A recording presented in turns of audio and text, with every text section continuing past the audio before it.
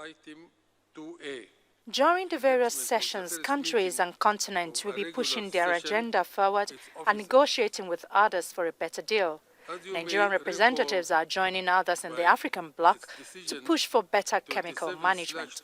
Nigerian interest to be situated within the African position and the position of the G77 plus China. We all have similar problems and challenges across various countries.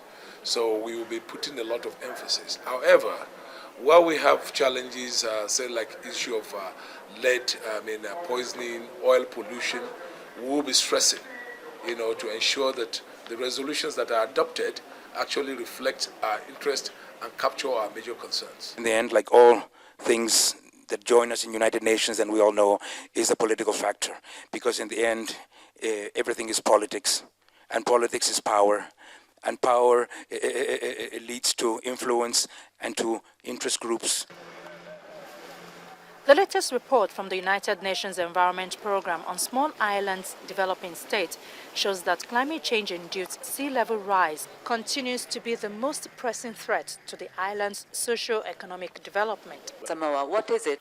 Here in Nairobi, these island nations are asking the developed nations to be fair and willing to share their wealth in the move to mitigate the impact of climate change. Consuming is fine. We're forgetting that after consuming, there is a waste to deal with. We forget that before consuming, the extractive industries have been destroying forests, have been mining, have been extracting elsewhere at the cost of these people. Now, if those people where the mines were actually benefiting from it, then I would say, okay. But when we look at the cases around the world, the local people don't really benefit from those extractive industries. So the question I beg today is for those countries and for those large corporations which are registered in those countries to become more socially responsible. Looking ahead, the Nigerian Environment Minister believes this meeting will help greatly in the coming days.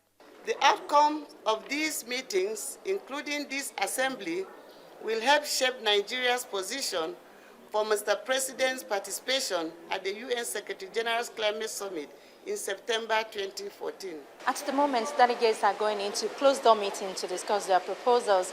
On Thursday, the high-level segment meetings will open, and that's when the negotiations and the politics, if you like, really come to play.